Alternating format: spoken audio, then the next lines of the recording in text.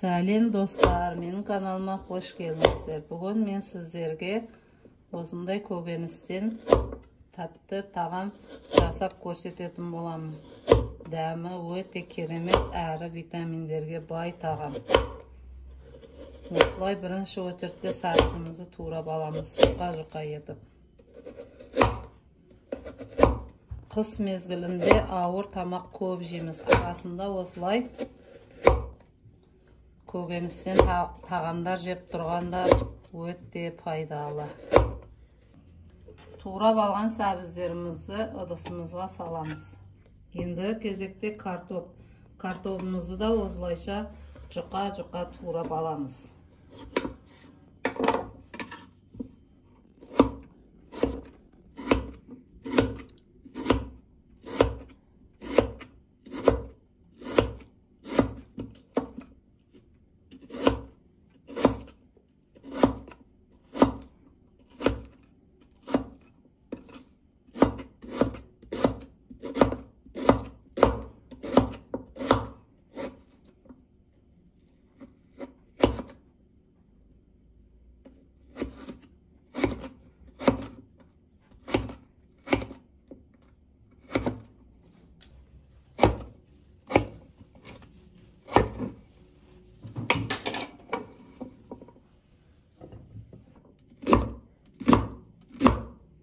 Үшінші кезекте іргестерімізді да турап алыңыз осылай.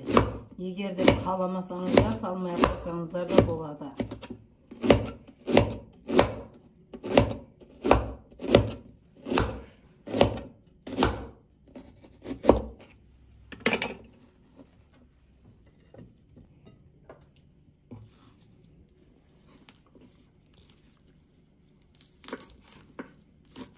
Төртінші кезекте пияз. Егер де пияз, кәдімгі пияз салсаңыздар да болады. Менде жасыл пияз болғандықтан жасыл пияз салуды жөн көрдім.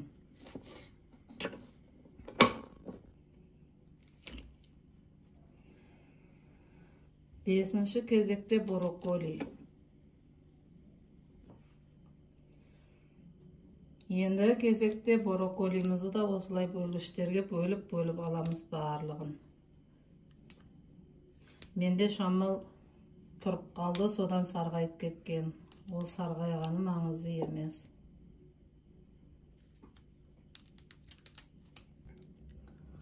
Ыдысымызға саламыз да жақсылап тағы бір жуып аламыз. Енді кезекте менде цветная капуста. Қазақшасын айтқанда орам жапырақ. Барлығын бөлгіштерінен бөліп аламыз. Өзін бөлінетін тамырлары болады. Әрқайсысын өз бөлгішімен бөліп аламыз осылайша.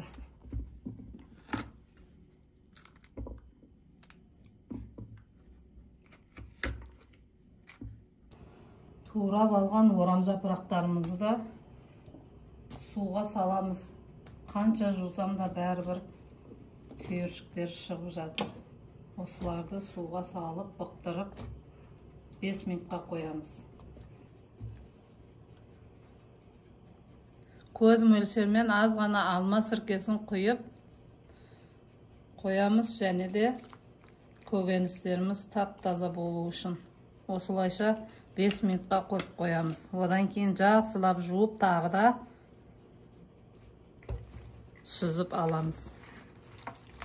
Қанша дегенмен қандай микробтар болса да ішінде өлгені жақсы. 4 тісше сарымсақ, осыны езгіштің көмегімен езіп аламыз.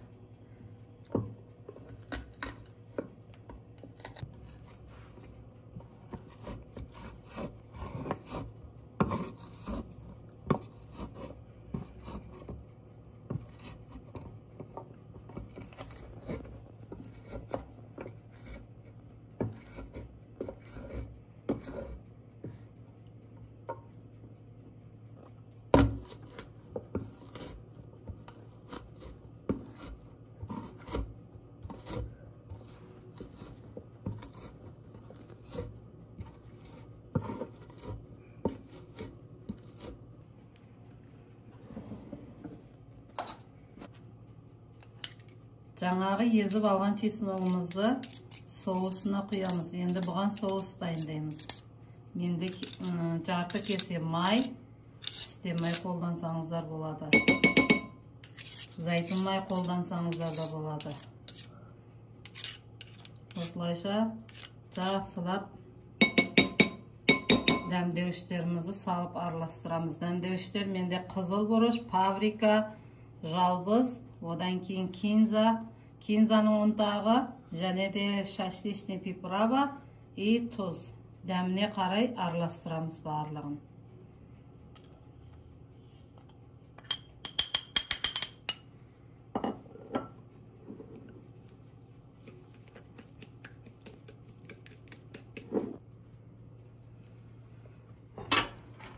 Міне достар, барлығын енді тапанға теріп шығамыз осылайша.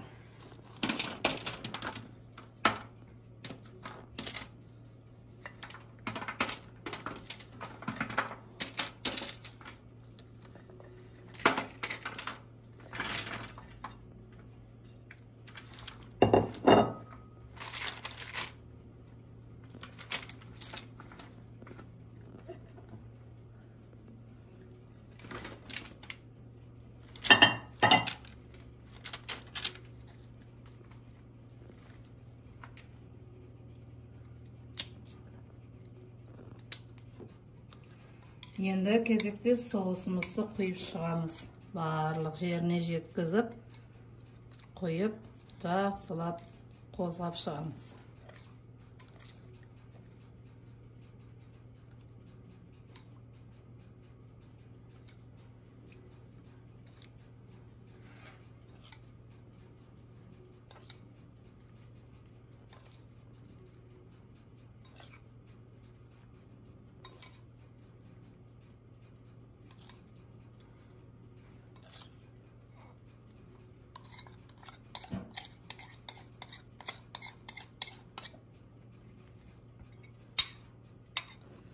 Қасығымыздың көмегімен араластырып шығамыз осылайша барлығын.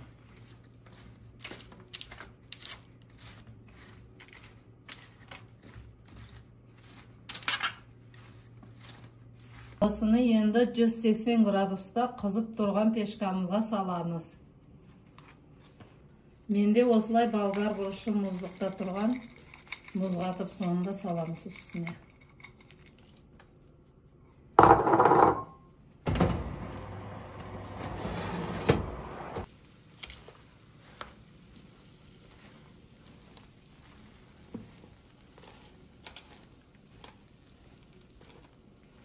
Осылайша барлығын қозғап тұрамыз. Қай жағы пісіп тұр, қай жағы піспей жатыр деп.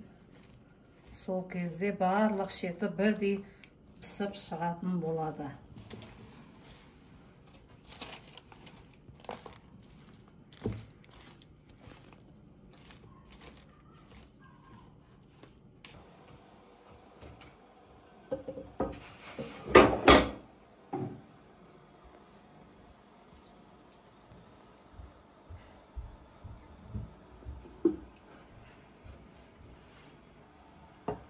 Міне мен тамағым пісіп шықты, осындай болып шығады.